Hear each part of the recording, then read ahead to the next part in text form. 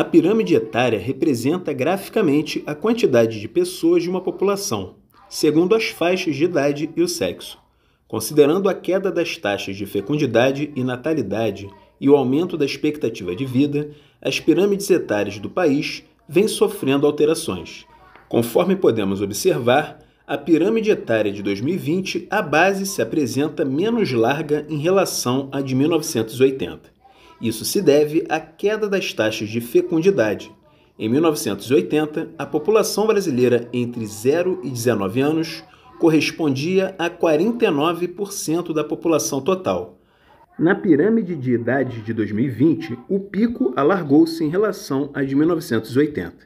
Isso ocorreu porque o brasileiro está vivendo maior número de anos, consequência da melhoria das condições de vida de uma maneira geral.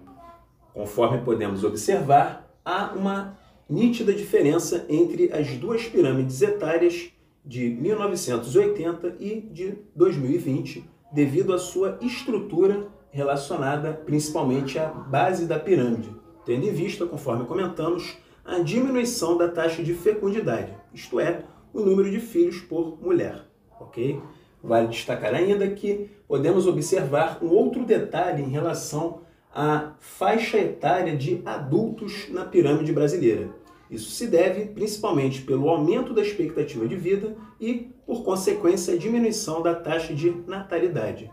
Então, temos um número em ascensão com relação à população economicamente ativa, ou seja, aquela população que está em idade apta a trabalhar. Em outras palavras, podemos destacar que essa população corresponde, em boa parte, à sua população economicamente ativa. Então, a população economicamente ativa do Brasil, nos dias atuais, ela representa a maioria da população do país, ok? Vale dizer ainda que esse fenômeno é conhecido como bônus demográfico. Bônus demográfico é quando um país possui a maior parte da sua população em idade produtiva, conforme comentamos, a sua população economicamente ativa, certo? Vale dizer ainda que o processo de envelhecimento da população, ou seja, o aumento da expectativa de vida, acompanhado pela redução da taxa de natalidade e também de fecundidade, isso pode acarretar de médio a longo prazo o envelhecimento gradual da população.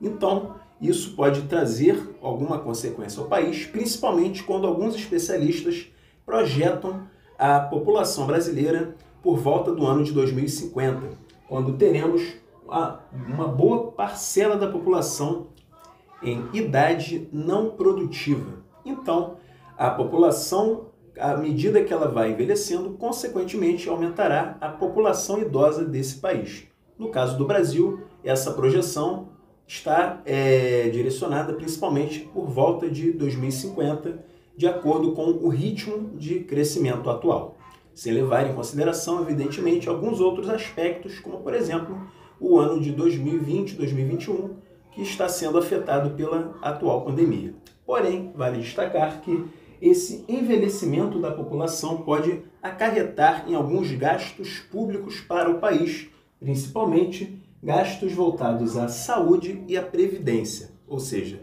há um número maior de aposentados.